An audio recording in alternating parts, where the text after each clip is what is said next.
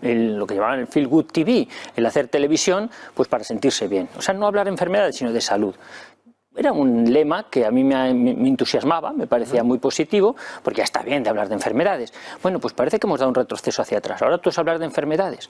Y de hecho está metido en el ambiente y hasta en la presentación cala. ¿Por qué? Porque pandemia realmente, con arreglo al término pandemia, se vivió en primavera del año pasado. Y punto. Y cuando digo y punto, es y punto. Quiero decir... Y ahí se acabó. Bueno, es que si coges los... Vamos a ver, el problema es... ¿Qué has definido como pandemia? Cuando cambias los términos de la definición, pues pandemia es, vamos a hacer pues pandemia de caries. Todo el mundo tiene caries, pues ya está, hacemos pandemia de caries. ¿Cómo lo defines?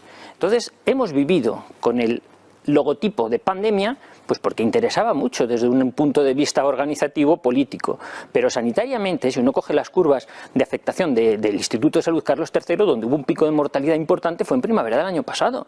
El resto le hemos llamado olas, olitas, bueno, olitas, pues hola, pero hola y adiós. O sea, no ha habido nada.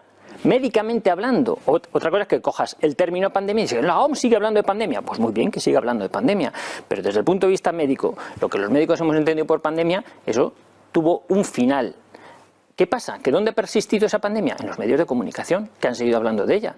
Pero globalmente no tenemos una saturación en los hospitales a consecuencia de esto. O sea, los pacientes que seguimos atendiendo por fenómenos COVID o relacionados con el COVID, que más son relacionados con los efectos secundarios de la vacuna, más que con el verdadero COVID, pues no están tampoco saturando los servicios hospitalarios en ningún momento, por más que los medios de comunicación intentan mostrar que estamos desbordados. No estamos desbordados en ningún sitio.